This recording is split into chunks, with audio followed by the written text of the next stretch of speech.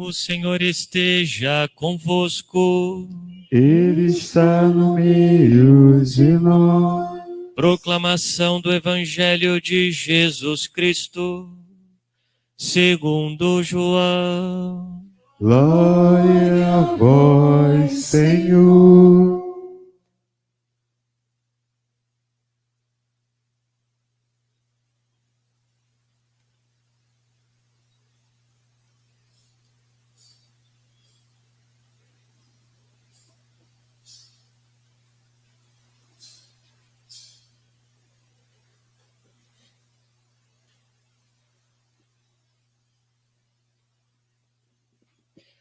Naquele tempo, muitos dos discípulos de Jesus que o escutaram disseram: Esta palavra é dura, quem consegue escutá-la? Sabendo que seus discípulos estavam murmurando por causa disso mesmo, Jesus perguntou: Isto vos escandaliza? E quando virdes o Filho do Homem subindo para onde estava antes? O Espírito é que dá vida, a carne não adianta nada. As palavras que vos falei são espírito e vida. Mas entre vós há alguns que não creem. Jesus sabia desde o início quem eram os que não tinham fé e quem havia de entregá-lo. E acrescentou: É por isso que vos disse: ninguém pode vir a mim a não ser que lhe seja concedido pelo Pai. A partir daquele momento, muitos discípulos voltaram atrás e não andavam mais com ele. Então Jesus disse aos 12: Vós também vos quereis ir embora? Simão Pedro respondeu: A quem iremos, Senhor? Tu tens palavras de vida eterna. Nós cremos firmemente e reconhecemos que tu és o Santo de Deus. Palavra da salvação. Glória a vós, Senhor. Podemos nos sentar. Ave Maria, cheia de graça, o Senhor é convosco. Bendita sois vós entre as mulheres, bendito é o fruto do vosso ventre, Jesus. Santa Maria, Mãe de Deus, rogai por nós, pecadores, agora e na hora de nossa morte. Amém. A quem iremos? Tu tens palavras de vida eterna. Caríssimos irmãos e irmãs, nós estamos celebrando o 21º domingo do tempo comum. E no Evangelho de hoje, ainda no capítulo 6 de São João, agora no final deste capítulo, ouvimos alguns que escutavam o Senhor, que as palavras que ouviram eram duras, e eles murmuravam dizendo: quem consegue escutá-la? Para entendermos o porquê da murmuração desses discípulos, nós precisamos voltar um pouco. Nós sabemos que Jesus estava fazendo um discurso sobre o pão da vida. Ou seja, ele disse anteriormente: a minha carne é verdadeira comida, o meu sangue verdadeira bebida. Aquele que come a minha carne e bebe meu sangue permanece em mim e eu nele. Jesus, de forma muito clara, fala da Santíssima Eucaristia. Fala que, ou seja, o seu corpo é alimento de vida eterna. E aqueles homens não suportaram essa palavra, mas essa palavra é dura. Quem consegue escutá-la? Pensavam eles, mas como esse homem vai nos dar a sua carne para que possamos comer e o seu sangue para que possamos beber? Como que a sua carne e o seu sangue será a vida para o mundo? Como assim? Ou seja, eles pensavam que Jesus era uma espécie de canibal, ou seja, e por isso se escandalizaram com as palavras do Senhor. Nós sabemos muito bem, meus irmãos, que Jesus se refere à Santíssima Eucaristia. E nós sabemos o que é a Santíssima Eucaristia. É verdadeiramente seu corpo, é verdadeiramente seu sangue, nas espécies do pão e do vinho consagrados na Santa Missa. Não se trata de canibalismo. Mas eles não compreenderam ali naquele momento qual foi a reação desses discípulos. Nós ouvimos no Evangelho. A partir daquele momento, muitos discípulos voltaram atrás e não andavam mais com ele. Muitos discípulos. E aqui se trata de discípulos. Não era uma multidão qualquer que talvez ouviu falar de Jesus, e Jesus estava pregando e foi ao encontro dele. Não, eram discípulos. Eram homens e mulheres que seguiam o Senhor. Já conheciam a doutrina do Senhor, já conheciam a sua palavra, voltaram atrás, deixaram o Senhor. Porque, na verdade, não acreditavam. Nós ouvimos no Evangelho que Jesus já sabia aqueles que não acreditavam nele e também já sabia quem iria entregá-lo. Jesus já sabia que Judas Iscariotes ia entregá-lo 1 ano atrás. 1 ano atrás. Jesus já sabia. E Judas já havia perdido a sua fé. Meus irmãos, assim como esses homens se escandalizaram com a palavra do Senhor, porque não assentiram à palavra, não deram crédito à palavra do Senhor, muitas vezes, nós católicos também nos escandalizamos com a verdade de Cristo, com a palavra do Senhor. Às vezes, não queremos acreditar e temos a tentação de deixar o Senhor. Nós ouvimos na segunda leitura, tirada da carta de São Paulo aos Efésios, São Paulo explica a doutrina do matrimônio cristão, nos explica a beleza e a verdade do matrimônio cristão. São Paulo compara a união da igreja com Cristo, a união da esposa e do esposo.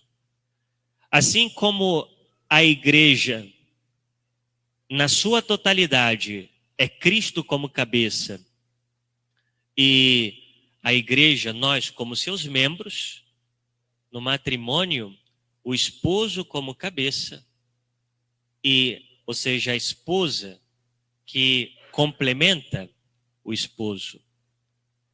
Veja, meus irmãos, e ele termina esse trecho da carta dizendo: por isso o homem deixará seu pai e sua mãe e se unirá à sua mulher. Os dois serão uma só carne. Aqui a unidade, ou seja, a união entre o esposo e a esposa é tão grande que se tornam uma só carne. Essa é a unidade do esposo e a esposa. E ele diz: este mistério é grande e eu o interpreto em relação a Cristo e à igreja.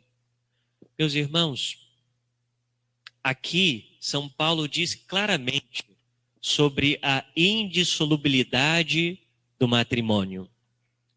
O matrimônio, ele é indissolúvel. Né? Aquilo que é indissolúvel é aquilo que não se pode dissolver. Por isso a palavra nos diz que aquilo que Deus uniu, o homem não separe. Porque é uma união indissolúvel. Eu costumo dizer que a união matrimonial é como café com leite. Uma vez que você mistura café com leite, você já não sabe mais o que é café e o que é leite.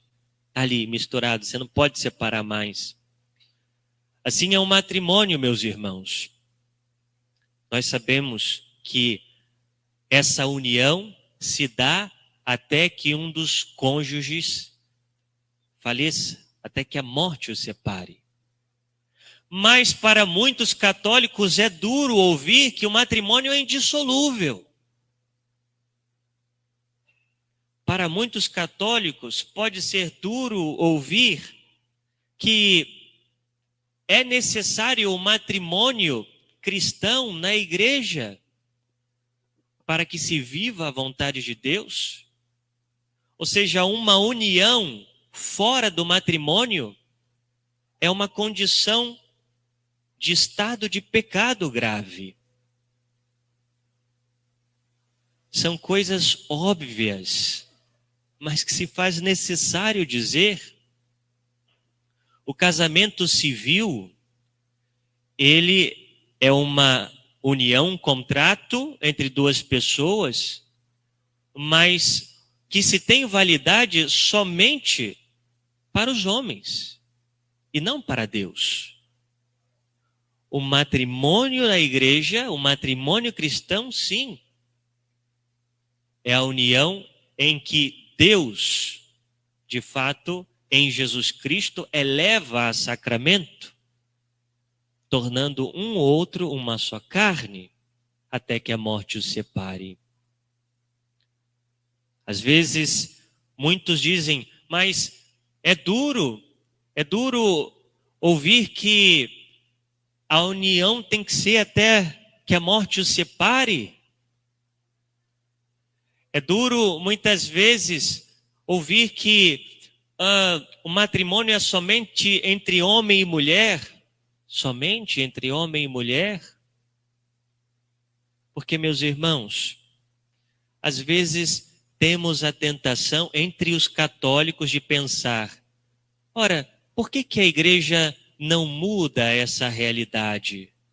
Porque a igreja não tem poder para isso. Porque isso é ensinamento de Deus, ensinamento de Cristo. Nós ouvimos na carta de São Paulo, a igreja, ela é submissa a Cristo. A igreja obedece à doutrina de Cristo.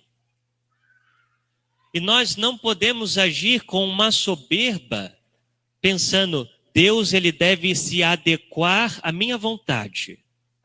A minha vontade é viver dessa maneira.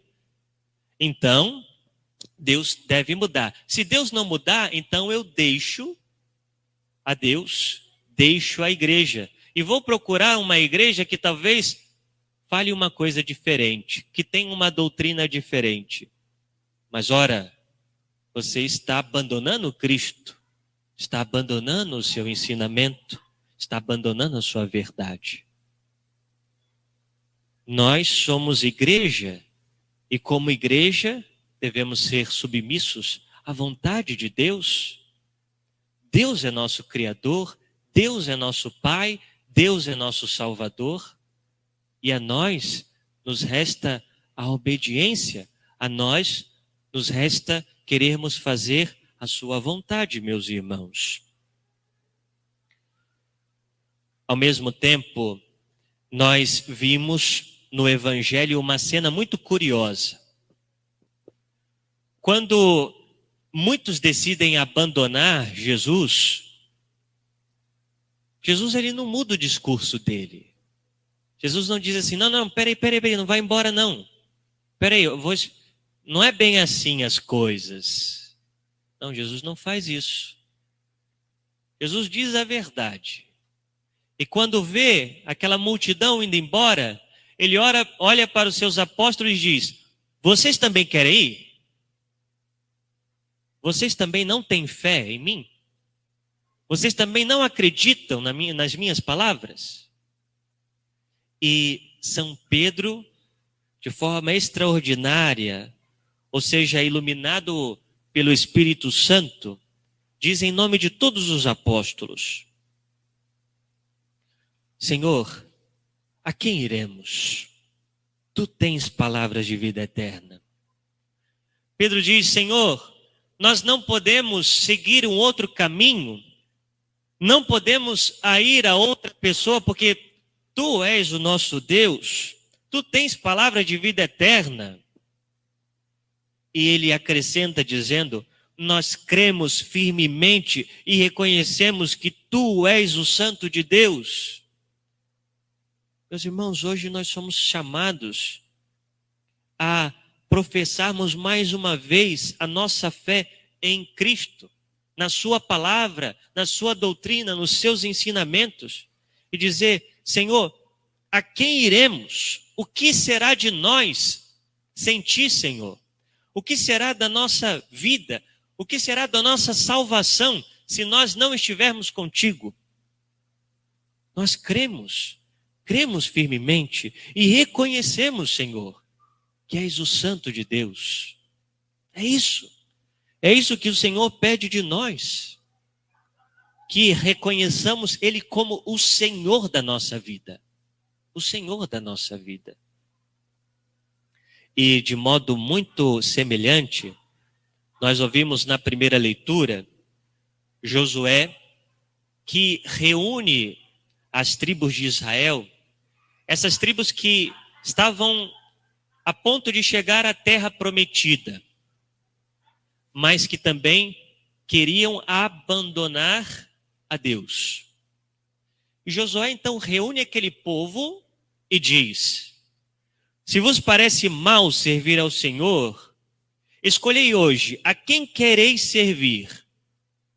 Se aos deuses a quem vossos pais serviram na Mesopotâmia, ou aos deuses dos amorreus.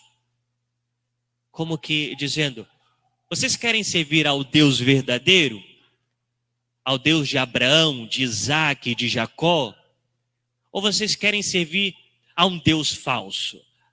A um Deus dos pagãos? A quem vocês querem servir? E ele se adianta, Josué se adianta dizendo: olha, eu e minha casa serviremos ao Senhor. Eu faço essa pergunta a vocês: a quem vocês querem servir? Josué se adianta: eu e minha casa vamos servir ao Senhor. E depois aquelas pessoas respondem a Josué: longe de nós abandonarmos ao Senhor para servir a deuses estranhos. Olha, a chamada de Josué foi boa, porque colocou eles no lugar deles. Nós não vamos abandonar o Senhor, não vamos, porque Ele nos livrou da escravidão do Egito. Nós podemos dizer, meus irmãos, nós não vamos abandonar o Senhor, porque Ele nos livrou da escravidão do pecado, Ele nos livrou da escravidão da morte eterna, porque Ele é o Senhor da nossa vida e não podemos abandoná-lo. E assim como Josué, devemos dizer: eu servirei ao Senhor. E como um pai de família, dizer: a minha casa, a minha família servirá ao Senhor. O Senhor, o Deus verdadeiro, e não a deuses falsos. O que seria hoje para nós os deuses falsos? É quando nós servimos ao dinheiro, quando idolatramos o dinheiro, quando idolatramos o prazer, uma busca desenfreada do prazer, lícito e ilícito. Quando busco meramente bens materiais e vejo os bens materiais como um Deus, ou o conforto, o bem-estar. Não, meus irmãos, não. Servir ao Deus verdadeiro, nosso Senhor Jesus Cristo. A quem nós queremos servir? A quem você quer servir? É a pergunta que o Senhor faz para nós. Que no nosso coração, na nossa alma, nós digamos: Senhor, a ti serviremos. Senhor, eu quero te servir até o fim da minha vida, porque não temos para onde ir se não for por meio de ti, se não for pelo teu caminho. Portanto, meus irmãos, mesmo que possa parecer difícil viver a palavra do Senhor, mesmo que possa parecer dura a palavra do Senhor para nós, que vivemos uma crise moral em nossos tempos, saibamos, se Deus nos dá um mandamento, se Deus nos pede algo, Ele nos dá a graça para cumprir. Ele nos dá a graça. Nós não podemos sozinhos, mas com Ele nós podemos. Que de fato nós creiamos em tudo aquilo que Ele nos ensinou. E peçamos a graça a Ele nesse dia. Senhor, dai-me a graça de viver a sua palavra e de vos servir até o fim da minha vida. Louvado seja o nosso Senhor Jesus Cristo. Para sempre seja louvado.